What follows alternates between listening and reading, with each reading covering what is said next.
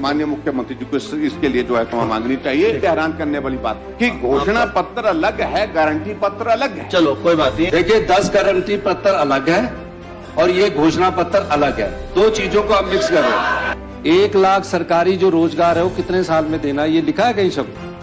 जब बेरोजगारों की बात को लेकर के चर्चा कर रहे थे उसमें एक विषय आया था कि आपने जो गारंटियां दी हैं उन गारंटियों में एक गारंटी आपने ये भी दी कि हिमाचल प्रदेश में 5 साल में 5 लाख नौकरियां और उसके साथ 1 साल में 1 लाख नौकरी देने की बात।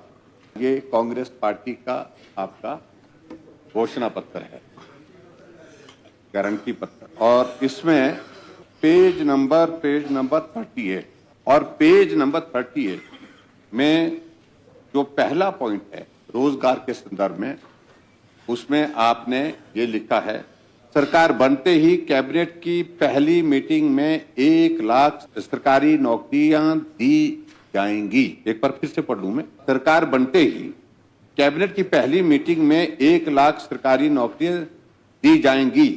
और आगे इसमें थोड़ा और भी लिखा है, फिर इससे प्रदेश में रिक्त पड़े सरकारी पद भी भरे जाएंगे और युवाओं को नए अवसर मिलेंगे। प्रदेश में कुल 5 लाख युवाओं को रोजगार दिलाया जाए। 1 लाख सरकारी जो रोजगार है वो कितने साल में देना, ये लिखा है कहीं शब्द? सरकार बनते ही कैबिनेट की पहली मीटिंग में 1 लाख सरकारी नौकरियां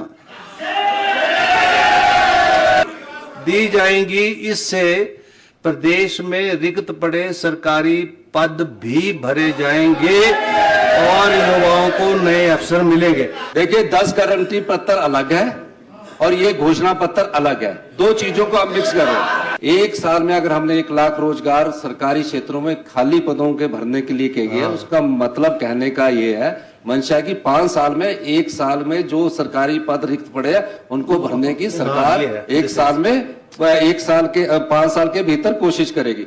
आपने स्पेसिफिक होकर के सरकारी नौकरी का जिक्र इसमें किया है, चलिए तो इसलिए इस बात को लेकर के जो कल झूठ बोला है, तो मुझे लगता है कि माननीय मुख्यमंत्री जी को इसके लिए जो है क्षमा मांगनी चाहिए। और प्लीज दूसरी बात, please take your seat please now.